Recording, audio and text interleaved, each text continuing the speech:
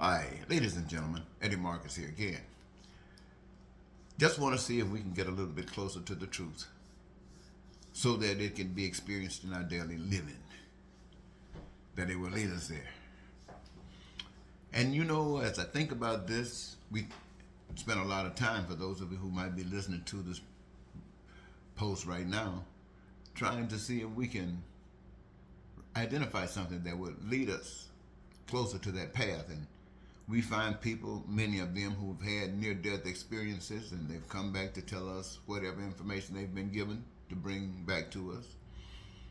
And of late, I have recognized that a lot of people have actually died and gone to hell. Very few of them, I think, but maybe one or two have gone to heaven. But always a message to come back and give the people. Many of them have been in the hospitals and they were comatose or they were out of it. And yet they were someplace in the room on the wall listening to everything being said and the evidence coming back with them when they are back in reality. And sometimes when you hear that a lot, you know when people who just totally reject religion and God and all that stuff is about. And so it's sort of like a negative thing because it's seeming to only be talk. It really have no effect in life, which becomes a thought when we think about many of us who have, especially baby boomers, who've come through an era of time when, depending on where you live, you got a greater exposure to the Christianity, especially in the South, and especially if you were black. Most of the times, the only recreation that you could refer to would be on Sundays or something relative to. And so you, as a child, would listen to the stories of Jesus, the story of God and the wonderfulness of God and how great God is and how magnificent Jesus was. And as a kid, you know, you start hearing that stuff and you want to be like Jesus. Jesus becomes your hero. Some kids want to be Superman, some want to be Batman, some want to be some other man, but some want to be Jesus. And the thing that made Jesus great to me was that Jesus cared about other people. Now, you know, most of the heroes, the Batmans, the Supermans, and so on and so forth, they cared about other people as well. The difference is that they always came out on top. And Jesus committed his life. He came out on top from the bottom by going to the cross and actually dying. And so to this extent, certain people were drawn to that type of heroism.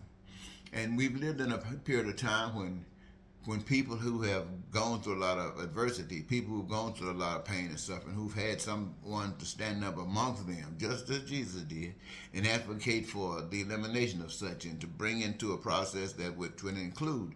And for some strange reason, these would always be killed, whether it was in America or in some other parts of the world. Just that walk would lead you down that path. And yet there would be others who would advocate some other kind of way. All of the other different ways that exist today. They're just part of the number of ways that have been offered. And yet they are accepted as appropriate. And so you think about that. And anyway, for me, and I'd like to, talk about that which I know most about, is that for me, my hero said that from the power that he represented was the creator of all things. Especially, and all we had to do was to look at the things that we as human beings had nothing to do with, like the rivers, the oceans, the skies, the clouds, the mountains, the valleys. We had all of the minerals and resources we had nothing to do with that. That is just as here as the earth is here, as we are here. Mystery. Given for some strange reason to choose something out of the choices that we have. And one is say to choose life or to choose death. But to choose life means to me those things which gives you enjoyment, those things that gives you satisfaction. To me, that's life. The things that give you pain and suffering, the things that hurt, to me, that's death. And so Jesus living to me was to give people the awareness so they can wake up and put their faith not in that which causes the pain and suffering, but which put their faith in that which does not. And that which does not is invisible. And since it is invisible, you in each of us, every last one of us, can allow that same spirit to live in us. And we become a physical manifestation of that spirit. Now, that spirit is about love. That spirit is about making sure that we, the people of this earth, have before us everything that we determine are absolutely essential for our survival. And anything that God needs and wants from us, God has a communicator, which is the spirit that communicates through us, the human beings, through our imagination, where God speaks to us and guides us those things that are directly involving God with us.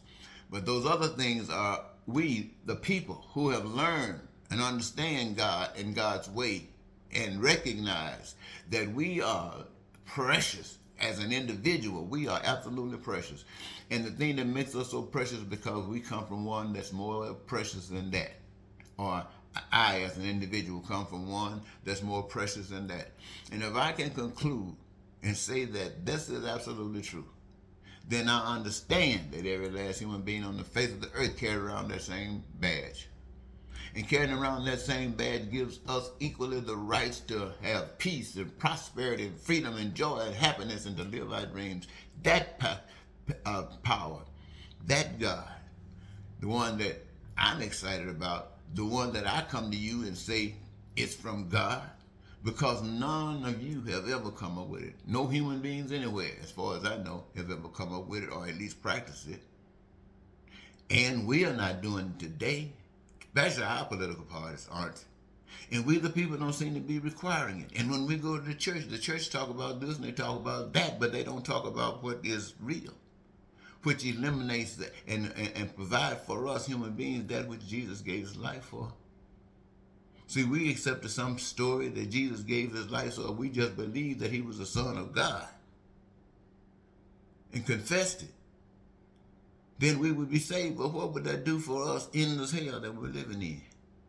What would it do? Tell us to stay on the boat but don't rock it? Just ride it. When you get through on the other side, we will be delivered. Where is the difference between our ride and the ride of those who don't do a dead blasted thing? In fact, think it's okay, even though they had to go through the pain. Where is the difference that we can demonstrate? Where is the opportunity? The opportunity is now, ladies and gentlemen. In the midst of our political season here in the United States of America, neither party represents God. It represents God in that we as human beings have been given choice to choose our way, and what the mess that we're in is the reflection of the way that we have chosen. But the message that some bring, especially the message that I bring, is that there's a different way that does not bring the pain, does not bring the suffering. And it requires that you learn the difference between love and hate. You learn the difference between God and invisible and man, or physical. You learn the difference between God that prepared for all and man who prepared for some. You learn the difference and you make the choice. What will you represent? Will you represent that all human beings on the face of the earth can recognize a God of magnificence, a God of love? Or will you represent a God that says some and not others? And you're willing to do anything to deny others what the few have chosen? That's the question that we all have to answer. And on every Sunday morning, we should be wondering, how can we answer that question? We don't want to just talk about God without an answer to these questions. We don't want to just talk about Jesus when we don't have an answer to our pain. We don't want to just talk about God and God's love when we can't have a place to live. We don't want to just hear about God when we don't have access to education or health care. We don't want to just hear that. Now, if this God that you are talking to us about delivers these things, if this God that you talked about put you who talk and advocate in a position to show us what that means, what steps it leads to, do more than just run your mouth. If you can't do that, then how do you expect something like that to happen for us? There are those who have been chosen. Those who have been chosen have no other way to do it but walk it. And if they're walking it, you'll know it because all of the tracks are there. And if they are not walking it, you will also know that because the tracks will be absent. And turmoil will be around. You will see. Let me tell you this, and I'm going to try to do this in 2 minutes. I was so glad when a miracle happened in my life to eliminate the doubt of God. And to me, I know I just got to explain to you what it all means to me. And I believe that since it was that for me, that it had to be for everybody that's on the face of the earth. Who would not want to be satisfied in life? No one. And so here I am, figuring that I have seen it. Let me go to the people. Let me run for president. Let me tell them. Well, get an organization so you can spread this message. No, I don't have time for an organization. I don't have time to beg for money to tell the people the truth of freedom. Just let me go out, and the people who have been waiting for freedom will be so excited about freedom. The message of freedom will just start running all across this country. Everywhere you turn, the message of freedom is coming. Freedom is coming. It's this, and it's about that. That's what I thought. That's how naive I was. Because I went to church all the time. I was hearing about this God. And I knew people were going to church all the time hearing about this God. So what did it mean? I mean, if we've been hearing it, I know what it meant to me. What else could it mean to you? My friends, the message that I got out of that was the people who said they believed in God, that didn't mean a hill of beans. Because this message got nowhere. Nowhere. And it said that these people were so off of this message that it didn't matter how many times I might pursue it, they still wouldn't get it. And 20-some years later, they came up and they showed how far they were off of this message of peace and prosperity and freedom. They brought Donald Trump into the White House. And 4, 5, 6, 7 years later than that, they want him so bad back in America with all of the evil representation that he brings, that he is the #1 candidate to represent a political party in the United States of America. Now, everybody knows that the Democrats are better than that. But the Republicans got something going on for them which is so deceptive that they're counting on it to overcome the little decency that the Democrats do have. They are planning on destroying the little decency that Democrats still have and bring America to its lowest state of evil that it has ever held. That's what the Republicans and Donald Trump are planning on doing. That's what evil is planning on doing to America. But it's only able to do this because America has never been a righteous nation. The righteous nation that would have been caring about everybody's protection, caring about everybody having homes, everybody having food, everybody having education, everybody having health care, everybody having access to the wonderful things of life, if it had been a righteous nation. And then there would have been no Trump. There would have been no Republicans or Democrats. Somebody might have thought about it, but it would have got off the ground. Why? Because God and love and truth would have been so magnificent, and the people were satisfied. So where else could they go? Well, ladies and gentlemen, I think I don't need to say anymore. I think you got my message, and I hope you did. And for giving me your time, I want to say thanks again.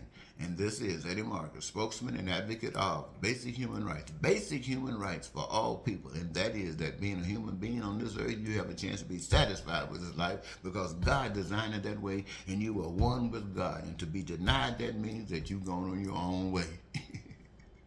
Come on, next time. Bye-bye.